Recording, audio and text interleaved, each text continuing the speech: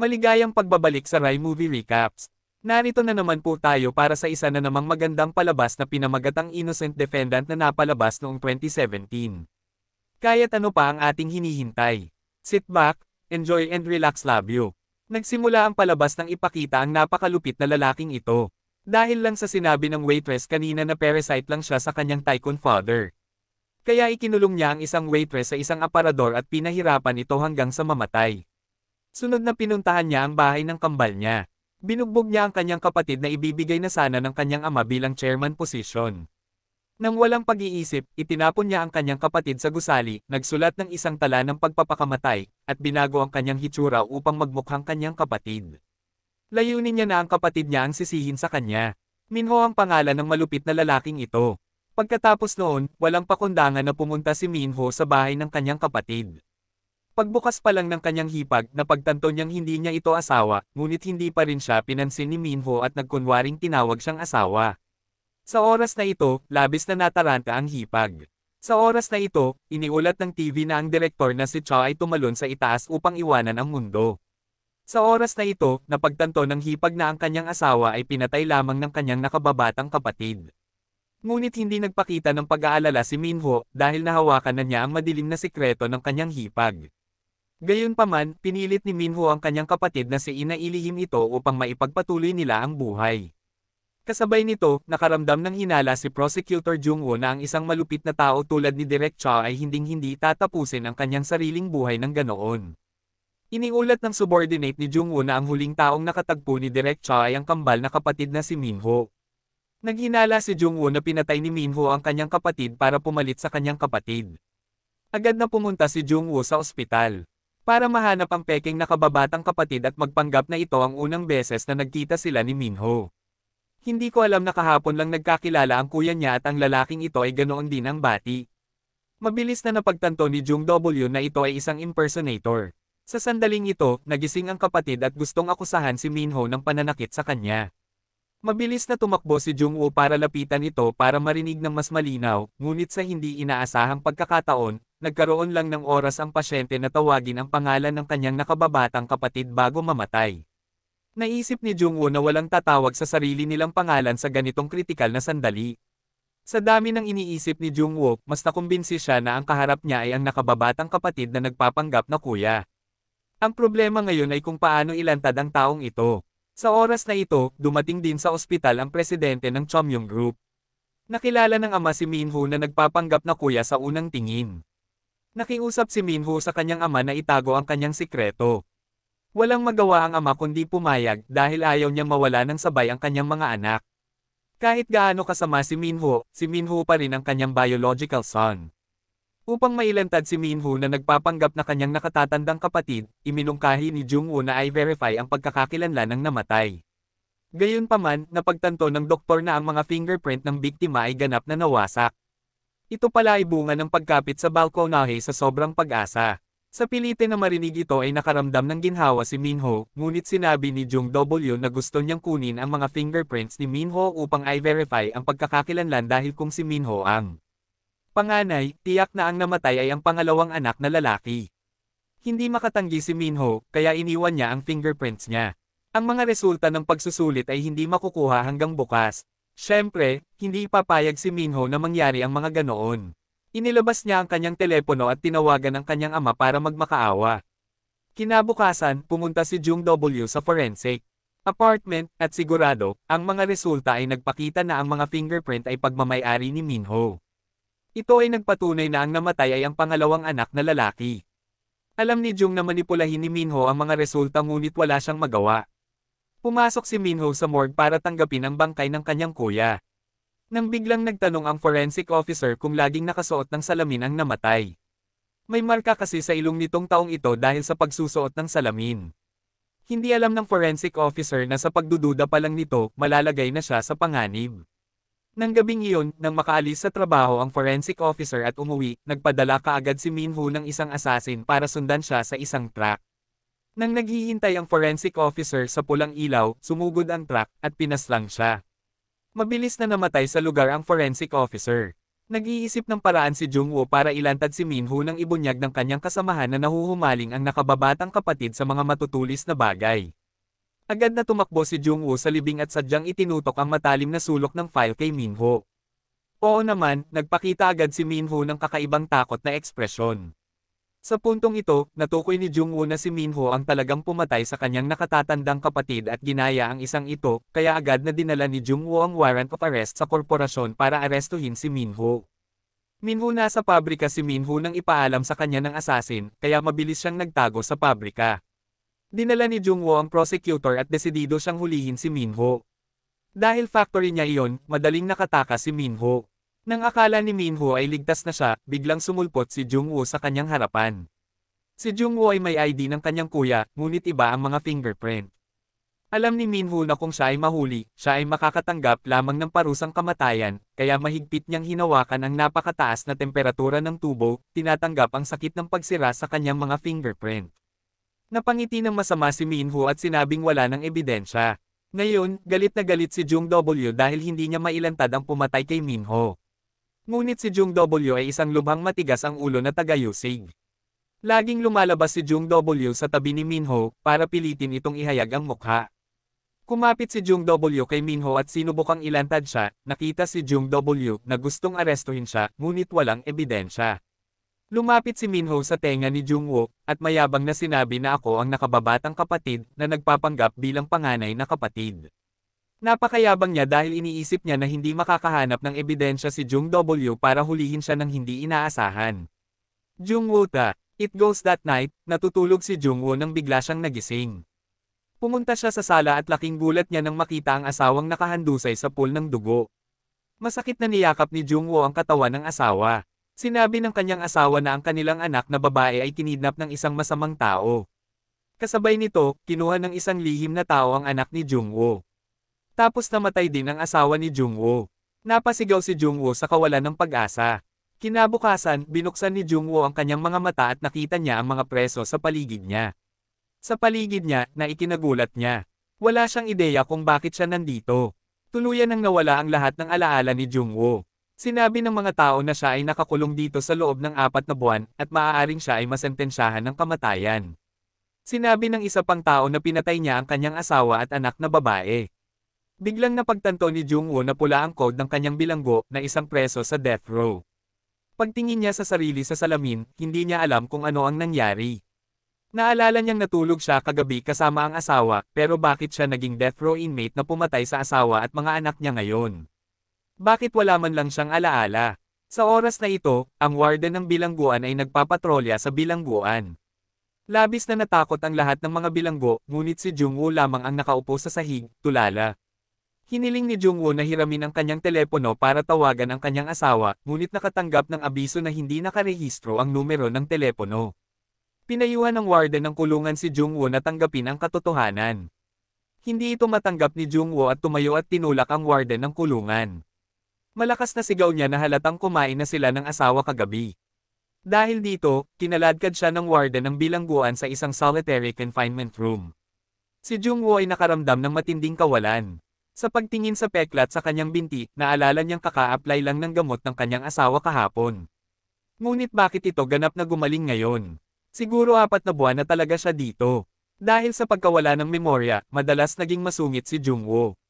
Sa tuwing makakasalubong ng abogado si Jung-woo para ipagtanggol siya, binubugbog ang abogado. Kaya naman walang pumayag na abogado. Pumayag na ipagtanggol si Jung W. Ang tagayusig na namamahala sa kaso ay si Jun. Siya na matalik na kaibigan ni Jung W na si Jun, dumating siya para hikayatin si Jung W na umamin ng guilty dahil may sapat na ebidensya. Tsaka si Jung W mismo ang umamin at pumirma ng confession, syempre si Jun, sinuhulan din siya ni Minho.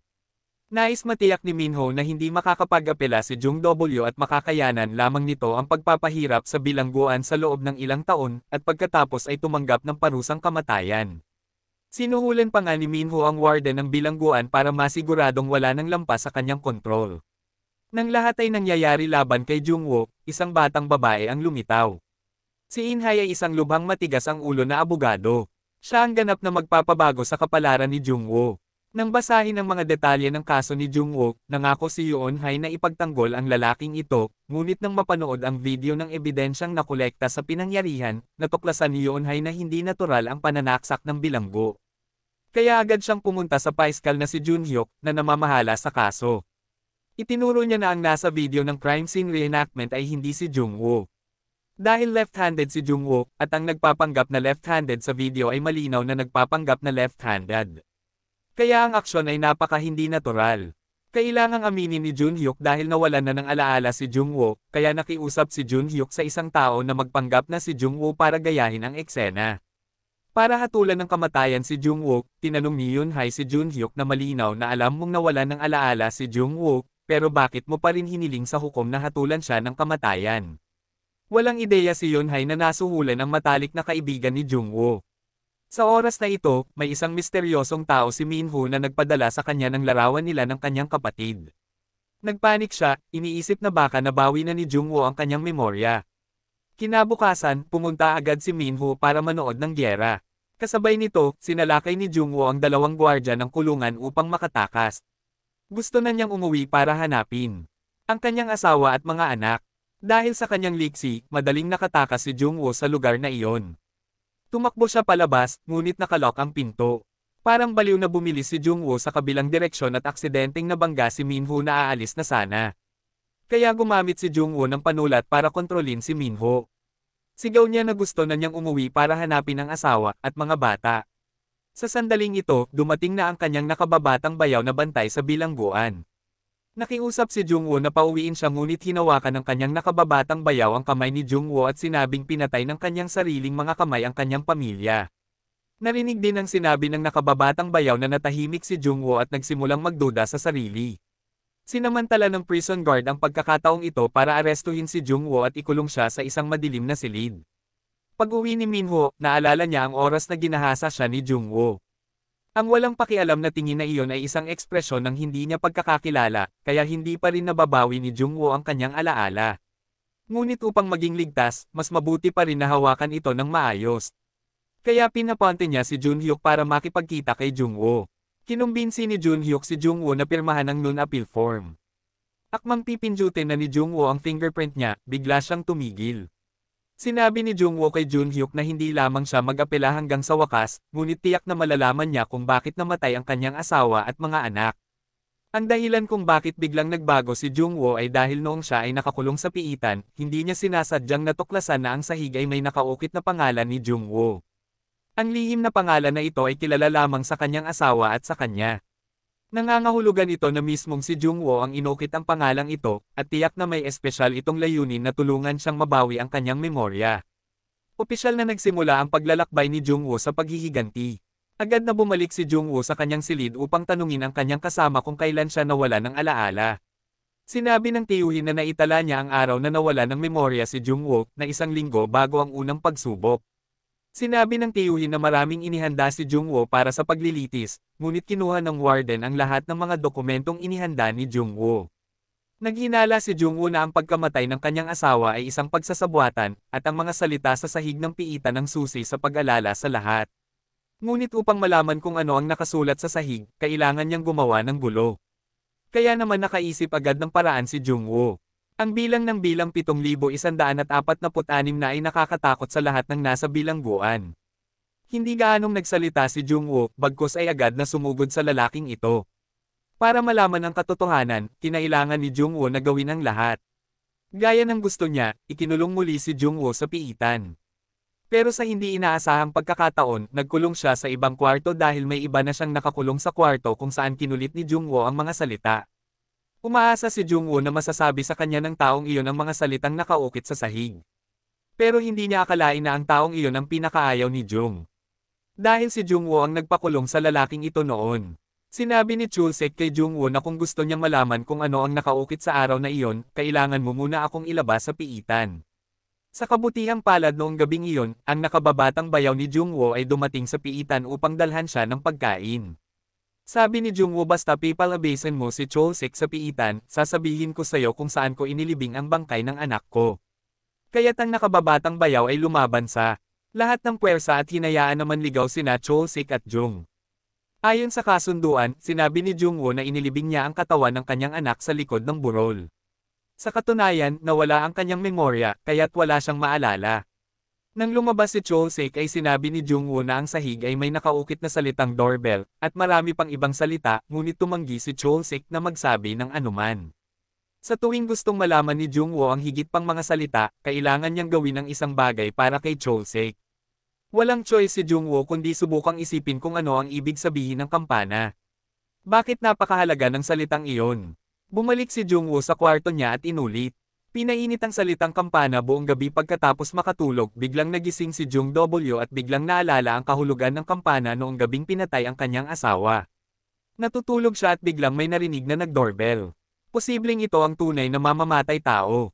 Nagmamadaling sinabi ni Jung W kay Junhook ang naalala niya. Hanggat maaari nilang mahanap ang taong pumunta sa kanyang bahay ng gabing iyon, maaari siyang ma-vindicate. Hindi pa rin alam ni Jung W na pinagtaksilan siya ng matalik na kaibigan na ito. Napatay din ito ang tanging clue dahil ang taong nag-doorbell at pumasok kay Jung W ay walang iba kundi si Junhyuk. Ginantimpalaan ng panig ng direktor si Junhyuk ng promosyon sa kondisyon na hinawakan ni Jung Junhyuk ang order at lihim na natuwa. Sa sandaling ito, biglang lumapit si Ministro Cho. Hindi pa rin siya naniniwala na pinatay ni Jungwoo ang kanyang asawa at mga anak. Sinabi ni Ministro Choi na ang taong pumunta sa bahay ni Jungwoo ng gabing iyon ay malamang na ang pumatay. Dahil dito, labis na nag-alala si Junhyuk. Noon pa pala may gusto si Junhyuk sa asawa ni Jungwoo. Noong gabing iyon ay kaarawan ng anak ni Jungwoo. So si Junhyuk ay dumating ng gabi na. Siya ay dumating lamang upang bigyan ang kanyang pamangkin ng isang regalo sa kaarawan, na isang isda na pinalamanan na hayop na maaaring mag-record. Nag-record silang dalawa ng birthday greeting para kay Yon na magkasama. Ito ay isang napakahalagang piraso ng ebidensya. Sinabi ni Minister Choi kay Junhyuk na mabilis na pumunta sa evidence room at ibalik ang lahat. Hanggat may mahanap siya na pupunta sa bahay ni Jungwoo ng gabing iyon, maaari niyang ipagtanggol si Jungwoo. Nagmamadaling tumakbo si Junhyuk papunta sa evidence room. Nakahanap siya ng dahilan at pinalayas ang lahat, at maginhawang kinuha ang manika na nag-record ng kanyang boses. Pagkatapos, binago ni Junhyuk ang surveillance video noong araw na iyon. Maya-maya, dumating na si Minister Choi, pero wala ng mga clue kung sino ang pumunta sa bahay ni Jungwoo, kaya lalong naging deadlock ang kaso. Pagkatapos ay pumunta si Junhyuk sa kulungan upang makita si Jungwoo, at sinabing nasira ang doorbell ni Jungwoo. Kaya naman walang dumating para mag-bell ng gabing iyon, at hindi rin nagpakita ang surveillance camera kahit kanino.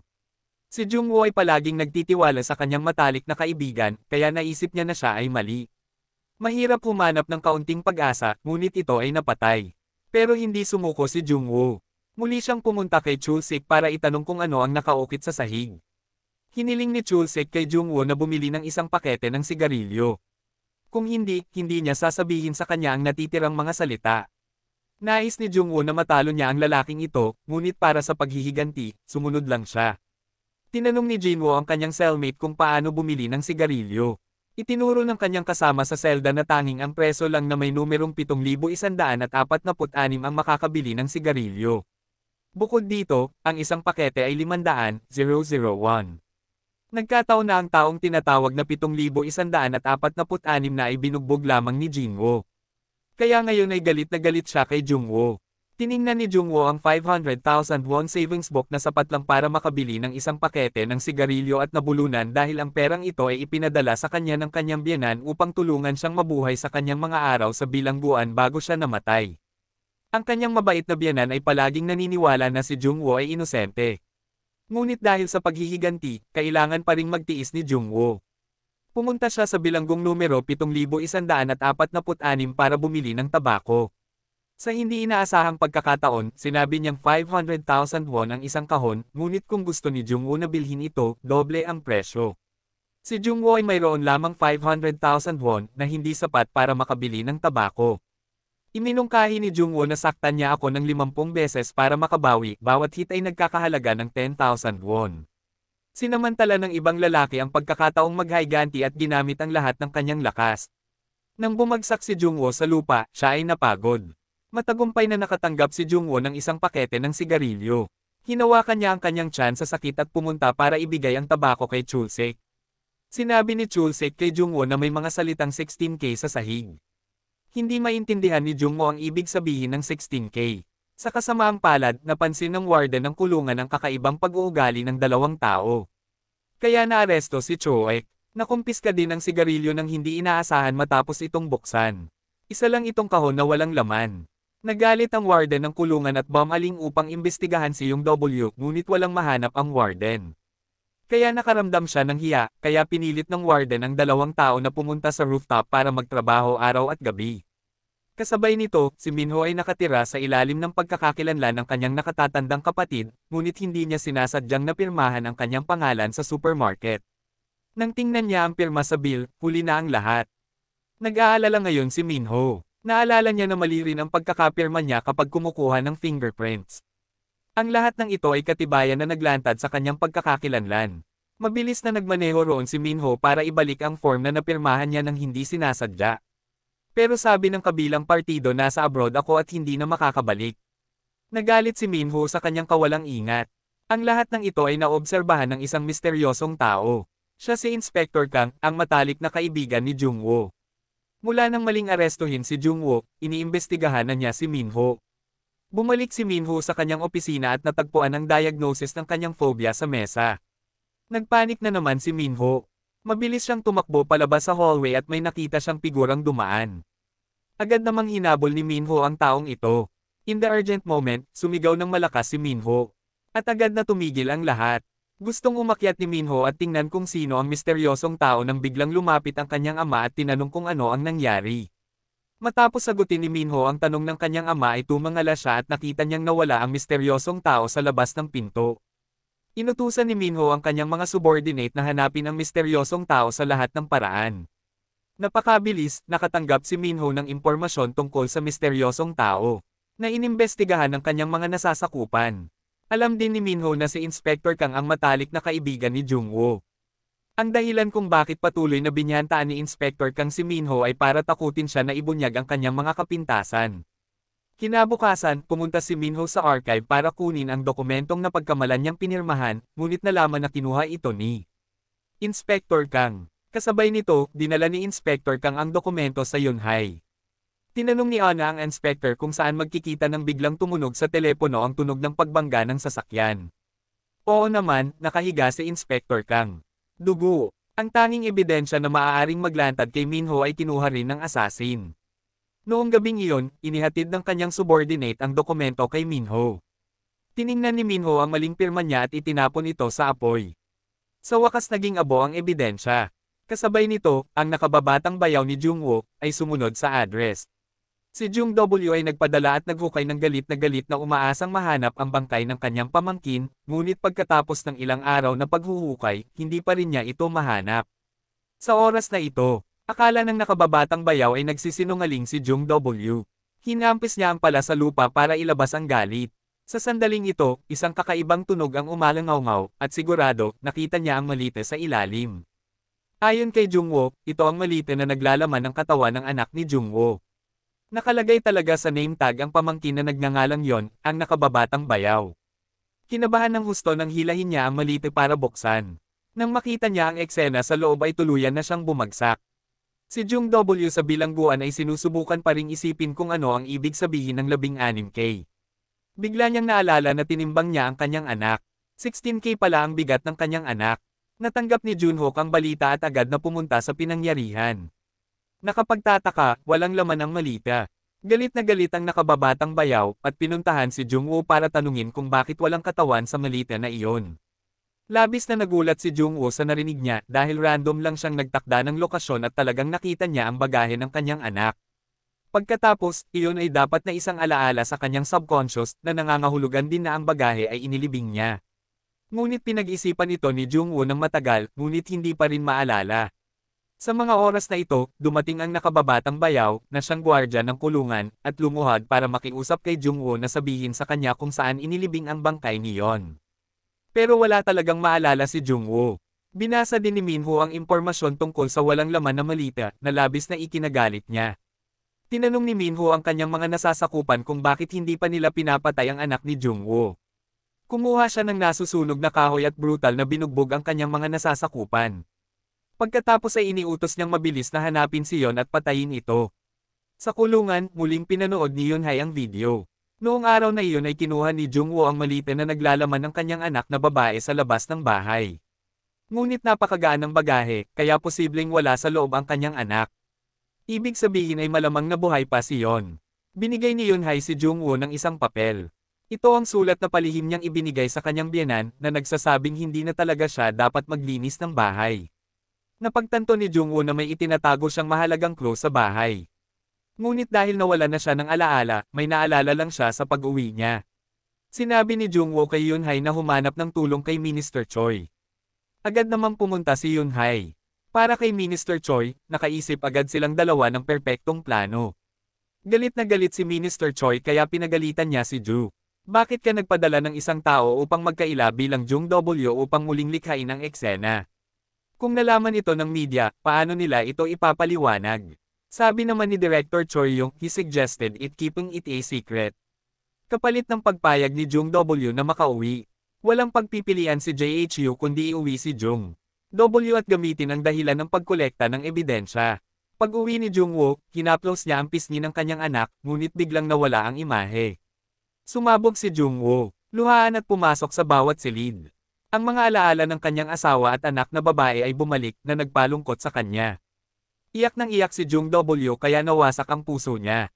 Biglang bumalik sa alaala ang araw na pinatay ang kanyang asawa. Niyakap niya ang katawan niya at umiyak. Nakita niyang tumatakbo pa rin ang kamera sa tabi niya. Binuksan ni Jungwoo ang kamera at nakita niya ang lahat ng mamamatay tao noong araw na iyon. Sa sandaling ito, dumating ang mga pulis. Mabilis na itinago ni Jung W ang memory card sa kung saan. Galit na galit niyang hinanap ang memory card, ngunit hindi niya ito makita. Tapos na ang oras, kaya kinailangan ni Jungwoo na bumalik sa bilangguan. Nang bumalik si Jungwoo sa bilangguan, ang direktor ng opisina ng tagayusig ay dumating upang makita siya. Pinatay ng lalaking ito ang mikropono bago nagtanong. Tinanong ng direktor si Jungwoo kung may naaalala siya, ngunit ang pagkilos ng pag-off ng mikropono ay naghinala kay Jung. Agad siyang nagsinungaling at sinabing wala siyang maalala. Mukhang nasuhulan din ni Minho ang direktor ng prosecutor's office. Sigurado si Jungwoo na ang taong nakatayo sa likod ng salamin ay ang mamamatay tao. Sure enough, nasa likod ng salamin si Minho. Sino ang nakatingin sa kanya ng mataman? Nang maibalik si Jungwoo sa kulungan, bigla niyang itinulak ang pinto sa tabi ng interrogation room. Gusto niyang makita kung sino ang nakatayo sa likod ng salamin. Sa kasamaang palad, umalis na si Minho. Pagbukas ng pinto ng elevator ay bumungad si Minho. Nagkaharap ang dalawa, pero hindi alam ni Jung kung sino si Minho. Napansin ni Minho ang walang emosyong mga mata ni Jungwoo, laking tuwa ni Minho na hindi na nabawi ni Jungwoo ang kanyang alaala. Kinabukasan, tinanong ni Jungwoo si Chel Sik tungkol sa mga salita sa piitan, sabi ni Chel. Si Sik ay nagsasabi kay Jungwoo kung ano ang gagawin. Agad na ninakaw ni Jungwoo ang kapirasong papel sa kanyang bulsa. May 3 salita ang nakasulat doon, kasama si Nemo. Biglang naalala ni Jungwoo na Nemo pala ang pangalan ng isdang bigay ng kanyang anak kaya doon niya itinago ang memory card. Sa oras na ito, pumunta rin si Yunhai sa kulungan para makita si Jungwoo. Sinabi ni Jungwoo na ang memory card ng kamera noong araw na iyon ay itinapon sa tangke ng isda nang siya ay ihatid. Nakatanggap si Minho ng tawag mula sa direktor ng opisina ng tagayusig. Sinabi ng direktor na ang tanggapan ng Paiskal ay gumawa ng mga kaayusan. Hindi makakatakas si Jungwoo sa parusang kamatayan sa darating na paglilitis. Agad na pumunta si Yunhai sa bahay ni Jungwoo at napakabilis na nakita niya ang memory card sa fish tank. Ito ang tanging pag-asa para mapagtibay si Jungwoo at napakabilis, dumating ang araw ng paglilitis kay Jungwoo. Si Prosecutor Junhook, na matalik na kaibigan ni Jungwoo, ay tumayo upang akusahan at himukin ang hukom na hatulan ng kamatayan si Jungwoo nang hindi inaasahan. Nag-play si Hai ng video ng asawa ni Jungwoo na sinusubukang i-on ang camera bago siya mamatay. Ang mamamatay tao sa video ay may isang pares ng leather na sapatos na dumaraan sa Hai. Itinuro na ang biktima ay namatay sa 1 AM. Sinabi ni Inhe sa lahat na isipin ito. Kung ang isang lalaki ay nasa bahay na nakikipagtalo sa kanyang asawa sa kalagitnaan ng gabi at pinatay siya, magsusuot ba siya ng sapatos na katad? Pagdating ng pulis, nagreguise, nakayakap pa rin si Jungwoo sa katawan ng asawa at umiiyak. Kaya ang may-ari ng leather na sapatos ang mamamatay tao. Nang marinig ito, tumayo si Junhyuk para magprotesta at sinabing nanligaw si Jung sa kanyang sarili, umamin na siya ang pumatay sa kanyang asawa at mga anak. Nag-play si Junior ng video ni Jung na ini-interrogate. Sa video, inamin ni Jungwoo na pinatay niya ang kanyang asawa at mga anak. Sinabi rin ni Jungwoo na inilagay niya ang katawan ng kanyang anak sa isang malita at inilibing ito. Hindi naintindihan ni Jungwoo kung bakit niya nasabi iyon dahil napaka-convincing ng video na ito. Kaya't inihayag ng korte na ang hatol na kamatayan ay mapapatibay. Matagumpay na pinilit ng matalik na kaibigan na si Junhook si Jungwoo na umamin. Bumalik si Jungwoo sa kanyang silid. Pakiramdam ay lubhang desperado. Mahirap humanap ng ebidensya na nagkasala siya, ngunit ngayon ay may video na umamin siyang pumatay sa kanyang asawa at anak noong gabing iyon. Buong magdamag si Jungwoo naniniwala na siya ngayon na baka siya ang pumatay sa kanyang asawa. Tatapusin na ni Jungwoo ang kanyang buhay sa ganitong paraan. Nang malapit na siyang umalis sa kanyang buhay, ang kanyang kasama sa kwarto na nagngangalang Sungjae sa likod niya. Sinabi sa kanya na huminto sa ilang Jew. Ako daw ang dumukot sa anak ni Jungwoo at buhay pa daw. Ngayon ay hindi na mapakali si Jungwoo. Malakas siyang sumigaw at tinanong si Sungjo kung nasaan ang kanyang anak. Napukaw ang atensyon ng prison guard sa kanyang sigaw kaya't muling ikinulong si Jungwoo sa piitan. Sa bahaging ito, nakipagpulong ang direktor ng tanggapan ng paiskal kay Junhyuk at iniutos na kung hindi matagpuan ang anak na babae ni Jungwoo, hindi siya asenso. Nangako si Junhyuk na tiyak na mahahanap niya ang babaeng ito. Noong araw ding iyon, si Sungjo ay dinala sa paglilitis. Dahil aksidente lang sa trapiko ang sinampahan niya, kailangan lang niyang magbayad ng multa at nakalabas na ng kulungan. Pagdating ng asasin, nawala na si Sungjo sa courthouse. Tumawag si Minho at inutusan ng asasin na alisin si Sungjo sa lahat ng paraan.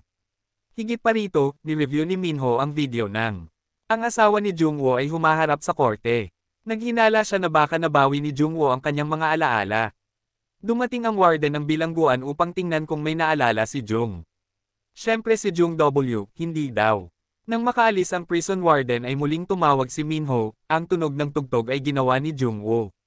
Biglaan. Tandaan na noong araw na siya ay inaresto para sa interogasyon. Narinig din niya ang parehong tunog ng tugtog. Mula sa nagsasalita ay nagmula ang boses ng kanyang anak, nagtatanong kung nasaan na ang kanyang ina. Hindi na alam ni Jungwoo kung paano sasagutin ang kanyang anak. Sinabi lang niya sa kanya na wala ang nanay mo at hindi pa bumabalik, kaya dapat maging mabuti ka at huwag umiyak. Ngunit habang nagsasalita ay biglang huminto ang tunog, galit na galit si Jungwoo at napasigaw. Sa oras na ito, ang boses ng isang tao ay nagmula sa nagsasalita. Sinabi ng lalaking ito na kung gusto ni Jungwoo na iligtas ang kanyang anak, kailangan niya maging salarin. Ginamit ng taong iyon ang buhay ng kanyang anak para takutin si Jungwoo. Iyon din ang dahilan kung bakit sinisi ni Jungwoo ang lahat. Siyempre malalaman ni Sunghyuk na kumidnap sa kanyang anak, ang totoo. Paulit-ulit na binabanggit ni Jungwoo ang pangalan ni Sungyu. Alam na talaga ng kasama niya sa kwarto ang lahat. Sinusubukang alalahanin ni Jungwoo ang kanyang mga alaala. Sa sandaling ito, dumating ang kanyang nakababatang bayaw upang buksan ang pinto at walang sabi-sabi, patuloy na hinahampas si Jungwoo. Naisip pa rin ni Jung na si Jungwoo ang pumatay sa kanyang pamangkin. Kasabay nito, isang bagong magandang doktor ang dumating sa bilangguan. Siya ang naging turning point sa buhay ni Jungwoo pagkatapos ng pangkalahatang pagsusuri sa lahat ng mga kriminal. Natuklasan ng doktor na wala si Jungwoo, hiniling niya sa warden na dalhin si Jung W, ngunit tinanggihan siya ng pinuno ng departamento dahil nawala ang memorya ni Jungwoo. Agad na binigyang diin ng doktor na kung hindi dumating si Jungwoo ngayon, isusumbong niya ang bilangguan dahil sa pang-aabuso sa mga bilanggo, kaya walang pagpipilian ng warden kundi dalhin si Jungwoo. Si Jungwoo ay pinalo ng husto kaya naawa ang doktor sa kanya. Nang makitang tahimik siya, agad na pinalayas ng doktor ang warden. Bigla namang tinakpan ni Jungwoo ang bibig ng doktor. Hiniling niya sa doktor na hayaan siyang tumawag sa telepono. Sa panig na ito, malungkot na pumirma si Yunhai ng resignation letter para kay Jungwoo dahil natalo siya sa kasong ito. Inabot ni Yunhai sa staff. Sa oras na ito, biglang tumawag si Jungwoo at hiniling sa kanya na ipagpatuloy ang kanyang pagiging abogado. Nagmamadaling binawi ni Yunhai ang resignation letter. Junghai na hanapin si Sungju dahil alam ni Sungju ang lahat ng katotohanan at kinaroroonan ng kanyang anak. May kakaibang naramdaman ang prison guard at mabilis na itinulak ang pinto, ngunit nakita na lamang ng doktor na ginagamot ang sugat ni Jungwoo. Sa oras na ito, si Yunhai ay humihingi ng balita tungkol kay Sungju. Nang aksidenteng dumaan si Minho at narinig, sinadya niyang mabangga si Yunhai at sinamantala ang pagkakataong tingnan ang litrato ni Sungju na ibinagsak niya sa lupa. Sa oras na ito, nagkataong nagmamaneho si Sungju papunta sa bilangguan upang salubungin si Jungwoo. Nagkataon namang dumating ang assassin na pinadala ni Minho. Kinuha niya ang larawan para tanungin ang bata at nalaman niyang kakaalis lang ni Sangjo sa kabilang direksyon. Kaya ang mamamatay tao ay nagmaneho pagkatapos. Pagtingin sa karatula, dumating si Sangjo sa kulungan. Agad na tinawagan ng assassin si Minho. Hindi mapakali si Minho at mabilis na tinawag ang warden. Gayunpaman, umiinom ang warden kaya hindi niya sinagot ang telepono. Sa sobrang galit ni Minho ay nabaliw siya, at lahat ng ekspresyon niya ay napansin ng isang babae. Sa oras na ito, dumating na si Sangjo sa kulungan. Tinanong ni Jungwoo kung nasaan ang kanyang anak, ngunit iniba ni Sangjo ang usapan at sinabing pumunta ako ngayon upang magpasalamat sa iyo. Sinabi rin ni Sangjo na mayroon siyang nakababatang kapatid na babae na naghihintay sa labas, kaya kailangan niyang umalis kaagad. Pagkatapos sabihin iyon ay tumayo si Sangjo at umalis, sumigaw si Jungwoo, naghihintay ba ang anak ko sa labas? Hindi siya pinansin ni Sangjo at umalis. Alam ni Jungwoo na dinala ni Sangjo ang kanyang anak, kaya nagsimula siyang sumigaw ng malakas. Sa pagkakataong ito ay dumating din ang kanyang nakababatang bayaw. Sabi ni Jungwoo na mabilis na pumunta iligtas iyon, na nasa labas. Pero inisip ng kanyang nakababatang bayaw na nababaliw lang si Jungwoo. Sa oras na ito, sumakay si Sangjo sa kotse para umalis, at sigurado, nakaupo sa likurang upuan ang anak ni Jungwoo. Napag-alaman na para magkaroon ng pera para sa operasyon ng kanyang kapatid, pumayag si Sangjo sa assassin ni Minho. Para ilagay si Yon sa malita at ilibing. Ngunit nang ihatid niya si Yon sa kagubatan, hinawakan niya ang kamay nito at mahinang kumanta. Ang pagiging inosente ni Yon ay nagsisi sa puso ni Sangjo. Nagbago ang isip ni Sangjo at iniuwi siya. Bumabalik ang mga alaala ni Jungwoo habang siya ay natutulog. Naalala niya ang araw na iyon nang makita niyang pinatay ang kanyang asawa. Nadurog ang puso ni Jungwoo. At niyakap ang katawan ng asawa at umiyak. Sa oras na ito, dumating ang mamamatay tao na may dalang kutsilyo na nagsasabing kung gusto niyang iligtas ang kanyang anak na babae, kailangan niyang maging mamamatay tao. Kaya kinuha niya ang kutsilyong pinahiran ng dugo at iniwan ang kanyang mga fingerprint at nagpanggap na siya ang mamamatay tao upang iligtas ang kanyang anak na babae. Pero kahit anong pilit ni Jung W, hindi pa rin niya makita ang mukha ng lalaking ito. Malinaw na sa oras na ito, dumating si Anhei. Sinabi sa kanya ni Jung na noong gabing pinatay ang kanyang asawa, nakilala niya ang pumatay ngunit hindi niya maalala ang mukha ng taong ito. Isa lang ang sigurado niya, hindi si Sangjo iyon. Sinabi ni Yunhai na ang pinakamahalagang bagay ngayon ay ang umapela. Ngunit sinabi ni Jungwoo na hindi siya maaaring umapela dahil kailangan niyang maging mamamatay tao upang mailigtas ang kanyang anak na babae. Sa bandang ito, bumalik mula sa abroad ang ex-girlfriend ng kapatid ni Minho. Hindi alam ni Minho kung sino siya, kaya hindi niya ito pinansin. With just this scene, alam na ng ex-girlfriend na ex-boyfriend niya ang twin brother na nagpapanggap na ex-boyfriend niya. Ginamit ni Minho ang dahilan ng pagiging abala para umalis. Ngunit sa hindi inaasahang pag-uwi ay nadatnan niya ang babaeng iyon sa kanyang bahay. Nagmamadaling tinungo ni Minho ang kanyang kwarto para i-flip ang photo album para makita kung sino siya. Sa oras na ito, dumating ang kanyang hipag at sinabi na ang babaeng ito ay si Jennifer. Sino ang kalaguyo ng kapatid niya sa labas? Tila naghinala si Jennifer na impostor si Minho. Sa kulungan, labis na nabalisa si Jungwoo nang malaman niyang buhay pa ang kanyang anak. Sa araw, maingat niyang pinagmamasdan kung saan-saan upang makahanap ng paraan upang makatakas. Kinagabihan, niyugyug din niya ang bintana para makahanap ng mahina. Nagising ang tiyuhin at tinanong si Jungwoo. Kung gusto mong lumabas, kung gusto mong kumuha ng pagsusulit sa bilangguan na ito, mayroong isang master ng pagtakas sa bilangguan. Ang numero ng taong ito ay 2,460. Pagdating ng umaga, agad na pinuntahan ni Jungwoo ang master ng prison escape. Sinabi ng tiyuhin na ang lugar na ito ay napakahirap tumakas dahil ang kulungan na ito ay napakaliit, kaya walang patay na sulok upang makatakas. Bukod dito, ang pinakamahirap na bagay na takasan ay, sa pagsasalita hanggang dito, huminto ang tiyuhin at humingi ng sigarilyo. Matapos makatanggap ng sigarilyo, sinabi ng tiyuhin na ang pinakamahirap na bagay ay ang watchtower. Mula doon, makikita mo ang bawat sulok ng bilangguan.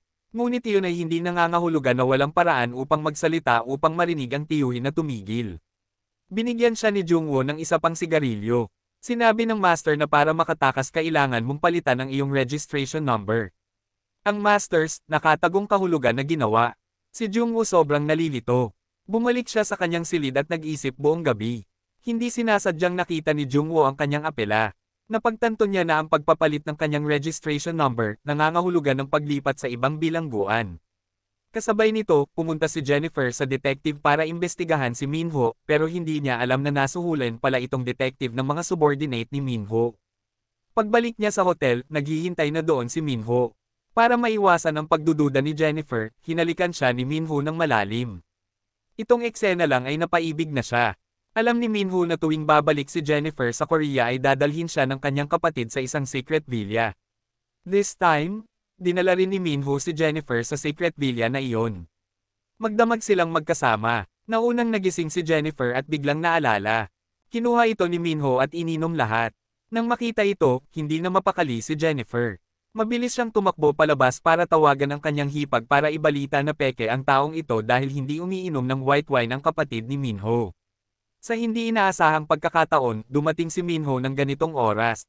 Inilapag ni Jennifer ang telepono sa mesa nang hindi ito pinatay.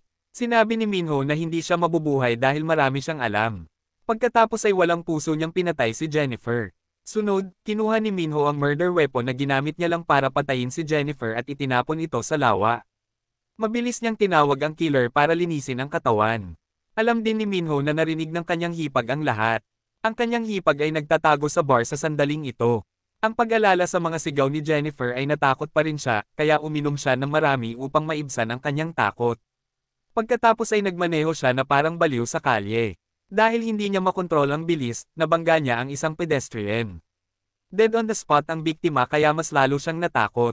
Maya-maya lang ay dumating na si Minho, alam niyang kakapatay lang ng kanyang hipag, agad siyang sinabihan ni Minho na umalis kaagad. Pinaandar niya ang sasakyan ng kanyang hipag at tumakas pasulong. Mabilis siyang hinabol ng mga pulis, kasabay nito, nakilala ni Jungwoo si Yunhai. Sinabi niya kay Yunhai na ibibigay niya ang kanyang apela at tatanggapin ang parusang kamatayan. Ang layunin ay ilipat sa isang bilangguan para sa mga kriminal na nasa death row, pagkatapos ay samantalahin ang paglipat upang makatakas. Ito lang ang pagkakataon ni Jungwoo para iligtas ang kanyang anak. Nang matanggap ni Minho ang balita na sumuko na si Jungwoo sa kanyang apela, naramdaman niyang may kakaiba. Kaya diretsong hiniling ni Minho na makulong. Para manatili kay Jungwoo na pagtanto pala ni Minho na si Jungwoo ay isang death row inmate. Kaya kahit patayin si Jung W, walang pakialam. Kaya pumayag siyang makulong para isagawa ang kanyang plano. Inimbitahan si Minho ng warden sa hotel room para aliwin siya, ngunit sa hindi inaasahang pagkakataon ay hiniling niya na makulong kasama si Jungwoo. Naalala na ngayon ni Jungwoo na si Minho ang pumatay sa kanyang asawa. Sa sandaling iyon, bumukas ang pinto ng kulungan at pumasok si Minho. Nagkatinginan sila. Nang gabing iyon ay nagpadala si Minho ng isang assassin sa bahay para kontrolin ang asawa ni Jung. Sinabi na nilagyan ng droga si Jungwoo tapos kinuha niya yung kutsilyo. Nang gustong saksakin ni Minho ang asawa ni Jungwoo ay biglang tumigil si Minho dahil naalala niyang kaliwete si Jungwoo. Kaya naman nagpalit si Minho ng kanang kamay at sinaksak si Jungwoo, sinabihan ng asawang si Minho ang kanyang mga nasasakupan na gumawa ng gulo sa bahay. Tiniis ni Mrs. ang sakit at binuksan ang kamera. Ilang sandali pa, nagising si Jung at sinabi ni Minho na kung gusto niyang iligtas ang kanyang anak, si Jungwoo ay kailangang maging mamamatay tao. Nakita ni Jungwoo na nasugatan si Minho sa kamay, ibig sabihin ay nasa hawakan ng kutsilyo ang dugo ni Minho, kaya inilipat ni Jungwoo ang evidence knife sa ibang kutsilyo at itinago ito. Matapos maaresto at makulong si Jungwoo, sinuhulan ni Minho ang warden ng bilangguan upang patuloy siyang bugbugin. Napagtanto ni Jungwoo na upang mabuhay, bilang karagdagan sa paghahanap ng kanyang anak na babae, kailangan niyang pilitin ang kanyang sarili na mawala ang kanyang memorya. Dahil dito nawala ng bantay si Minho at hindi na siya pinuntirya. Mula noon, pinilit ni Jungwoo na mawala ang kanyang alaala. Ngunit bago iyon, nag-ukit siya ng clue sa sahig ng piitan. Ngayon ang kanyang memorya ay ganap na naibalik. Ang pagtingin kay Minho sa harap ni Jungwoo ay gusto lang siyang patayin, ngunit dahil sa anak na babae si Jungwoo ay napilitang magpanggap na nawala ang kanyang memorya. Si Jungwoo ay patuloy na nagsusuka sa banyo at gumamit ng malamig na tubig upang pilitin ang kanyang sarili na kumalma sa gabi, nakita ang kanyang kaaway na nakahiga sa tabi niya. Sa sobrang galit ni Jungwoo ay gusto niyang sakalin ang lalaking ito. Ngunit dahil sa anak na babae, sa wakas ay tumigil siya. Kinabukasan, nagpatuloy si Minho sa pagsisiyasat kay Jungwoo. Sinadya ni Minho ang eksenang nagmamakaawa sa kanya ang asawa ni Jungwoo noong malapit na itong patayin. Habang nagsasalita ay lumingon si Minho para atakihin si Jungwoo. Tapos nawala ng kontrol si Jungwoo at sinakal ang leeg ni Minho. Ang takot na preso ay dali-daling hinayla palabas si Jung. Nakita ni Jungwoo ang masasamang ngiti ni Minho at biglang natauhan. Ito ay maaaring magdulot ng buhay ng kanyang anak na babae. Sa kritikal na sandali, tinanong ng tiyuhin kung sino ang kumain ng tinapay ni Jungwoo, kaya kumilos si Jungwoo at hiniling pabalik ang tinapay. Sabi ng kaibigan, mababaliw si Jungwoo dahil lang sa isang pirasong tinapay. Sumabay na rin si Jungwoo para hindi ma-expose. Dahil doon, pansamantala niyang niloko si Minho. Sa hindi inaasahang pagkakataon, hindi pa rin basta-basta sumuko si Minho. Hiniling ni Minho sa gwardya ng bilangguan na ipaalam kay Jungwoo na may isang batang babae na dumalaw sa kanya para isipin niya na anak niya ito. Pero alam ni Jungwoo, bitag iyon ni Min kaya mabilis siyang sumigaw na parang baliw. Patay na ang anak ko. Bakit mo pinagtatawanan ang acting na ito? Niloko niya si Minho na nakatingin sa gilid. Naniniwala si Minho na hindi na nabawi ni Jungwoo ang kanyang memorya, ngunit dahil doon, ayaw patayin ni Minho si Jung W, ngunit gusto niyang makipaglaro sa kanya. Sinabi ni Minho sa warden na ilipat si Jungwoo sa Busan Prison dahil ang kulungan na iyon ang pinakamagulo sa Korea. Madalas may kakaibang pagkamatay ng mga kriminal. Ipinalam ito ng nakababatang bayaw kay Jungwoo. Napagtanto ni Jungwoo na ito pala ang pakulo ni Min. Alam na kung talagang pumunta siya sa Busan, malamang na siya ay papatayin. Kaya ngayon kailangan niyang mag-isip ng paraan para maitago siya. Pagkaraan ng ilang sandali, dumating ang gwardya ng bilangguan at pinilit siyang ilipat ang mga bilangguan. Nakatali si Jungwoo at isinakay sa kotse. Tuwang-tuwa na nanood si Minho, pero biglang nagsumbong ang mga nasasakupan niya sa warden na may problema. Lahat ay sumugod sa piitan kung saan nakakulong lang si Jungwoo. Pumasok si Minho at agad na sumigaw ng malakas. Nakita niya pala ang pangalan niya na nakasulat sa blood on the wall. Naintindihan naman ni Minho na naka-recover na si Jungwoo ng memory, kaya agad niyang inutusan ng warden na ibalik si Jungwoo. Kaya lang, nakatakas si Jungwoo mula sa nakakatakot na kulungan sa Busan at matagumpay na naibalik. Ang dalawang sinumpaang magkaaway ay opisyal na ngayong tapat sa isa't isa. Sinadya ni Minho si Jungwoo at sinabing kahit alam mong pinatay ko ang asawa mo, wala kang magagawa. Si Jungwoo ay labis na nagalit ngunit wala siyang magawa. Higit pa rito, iminungkahi ni Minho ang paglalaro para makita kung sino ang unang makakahanap ng anak ni Jungwoo. Kung nalaman ni Minho ng mas maaga, mawawalan siya ng buhay. Hindi na mapakali si Jungwoo. Dumating ang warden para makita si Jungwoo. Gusto niyang malaman kung bakit galit na galit si Minho kay Jungwoo. Ginawa ito ng warden para magkaroon ng dahilan para takutin si Minho. Gusto ni Jungwoo na ilihim ito at huwag sabihin kahit kanino, ngunit itinaas ng warden ang kanyang kamay and to-signal the warden na itaas ang kanyang baril. Ngayon, kung binaril ng warden si Jungwoo Dead Society ay iisipin lang na nakatakas si Jungwoo sa kulungan at binaril patay. Binigyan ng warden si Jungwoo ng 3 araw para pag-isipan ito, at pagkatapos ay umalis pabalik sa selda. Buong magdamag si Jungwoo na pagpasyahan niyang hindi na lang siya maupo doon at maghintay na mamatay, tinitingnan ang sarili sa salamin. Nakaisip agad si Jungwoo ng isang nakakalokong planong pagtakas. Sinamantala ni Jungwoo ang oras sa labas upang subukan ang kanyang makakaya na gilangin ang basag na salamin upang maging hugis ng kutsilyo. Sunod, binili niya ang susi para mabuksan ang posas mula sa prisoner 7,146. Ibinigay ni Jungwoo ang natapos na piraso ng salamin kay Cholsek. Nang nakapila na ang lahat ng mga kriminal, biglang sinaksak ni Cholsek si Jungwoo sa tiyan. Pagkatapos ay pinasok niya ang piraso ng baso sa kamay ni Minho. Ito ang plano ni Jungwoo na tumakas. Si Minho ang naging scapegoat at ikinulong sa isang madilim na piitan. Tiniis ni Jungwoo ang sakit at dinala sa medical room. Hinawakan niya ng mahigpit ang kamay ng doktor at nakiusap sa doktor na intindihin agad ang intensyon ni Jungwoo. Sinabi niya sa gwardya ng kulungan na ang tiyan ni Jungwoo ay napunit ng husto kaya kailangan itong dalhin kaagad sa ospital upang mailigtas. Kaya pinasakay si Jungwoo sa kotse at dinala. Kasabay ng pagtatago ni Sungju. Daan-daang mga asasin ni Minho ang dumating at galit na hinanap siya. Naghanap sila kung saan-saan, walang nawawala kahit isang lugar. Mabuti na lang at nakapagtago si Sungju sa sulok ng rehas at nakatakas. Noong gabing iyon, dinala ni Sungju si Yeon sa bahay ng matalik na kaibigan ni Jungwoo para magtago. Ayon kay Jungwoo, ang kaibigang ito lang ang mapagkakatiwalaan niya. Sa kasamaang palad, sa oras na ito, ang maliit na si Yeon ay nagkaroon ng matinding sipon at kinailangang dalhin sa ospital. Narinig ng mga kampo ni Minho ang balita at agad na pumunta sa ospital na ito. Mabilis silang pumasok at galit na hinanap ang mga higaan ng ospital, nakitang mabilis na binuhat ni Sungju si Yeon palabas ng pinto sa likod. Nagpasya siyang dalhin siya sa ospital ni Minho. Ito ang ospital kung saan ginagamot si Jungwoo. Inutusan din ni Minho ang prison warden na dalhin siya sa ospital na ito. Sa oras na ito, si Jungwoo ay nasa ospital. Nang walang tao, kinuha niya ang susi para buksan ang posas, ngunit hindi niya ito mabuksan kaya napagtanto niyang niloko siya. Sa kabutihang palad sa oras na ito ay nagpa siya ang nakababatang bayaw ni Jungwoo na tulungan siya. Pinili niya ngayon na magtiwala kay Jungwoo. Binuksan niya ang posas at iniwan ang kanyang telepono sa damit ng doktor. Sinabi niya kay Jungwoo na subukang iligtas iyon at bumalik. Pinigilan ni Jungwoo ang matinding sakit at tumakbo ng matagal hanggang sa marating niya ang parking garage. Tinawagan niya si Yunhai at sinabihang sunduin siya sa ospital. Sa hindi inaasahang pagkakataon, sinabi ni Yunhai na doon din ginagamot ang kanyang anak. Narinig iyon ni Jungwoo at napatigil siya sa pagtakbo. Tinanggap niya ang panganib at bumalik upang makita ang kanyang anak na babae. Pinigilan ni Jungwoo ang kanyang sakit at sinubukang kumilos ng mahinahon. Dahil doon, nalampasan niya ang nurse sa pediatric ward. Sa wakas, natagpuan niya ang anak na inaasam-asam niya tuwing gabi. Marahil ay matagal nang naging ganito kasaya si Jungwoo. Sa labas, dumating na si Minho at ang prison warden. Inutusan ni Minho ang mga ahente na hanapin ang buong ospital. Sa silid ng ospital, muli ring nakilala ni Jungwoo si Sunju. Mabilis na nakatakas ang dalawa sa ospital. Gayunpaman, mayroong hindi mabilang na mga subordinate ng Minho sa lahat ng dako. Bukod dito, mayroon silang mga kamera at agad na iniulat na si Jungwoo ay nasa ikatlong palapag. No choice silang tatlo kundi magtago sa storage room.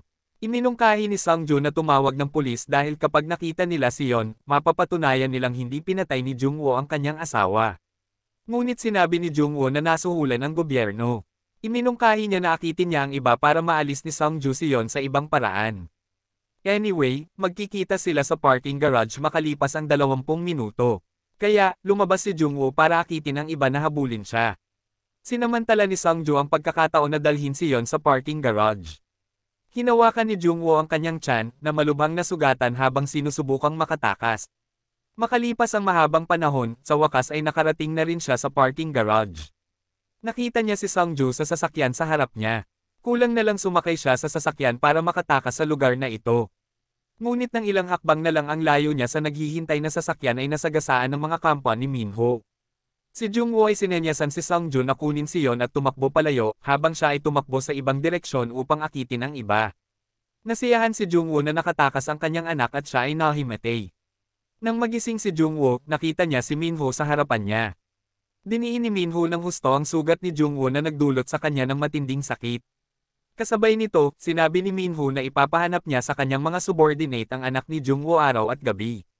Dinala si Jungwoo pabalik sa medical room. Sinuri ng doktor at nalaman na hindi siya inoperahan sa ospital. Nakiusap si Jungwoo sa doktor na operahan siya. Ngunit hindi alam ng doktor kung paano magsagawa ng operasyon. Bigla niyang naalala na ang kasama ni Jungwoo ay isang surgeon. Ang tiyuhin at ang doktor ay nagtulungan upang maisagawa ang operasyon, salamat sa kung saan matagumpay na nailigtas si Jungwoo. At dito na nga nagtatapos ang palabas natin para sa araw na ito. Maraming salamat sa panunood.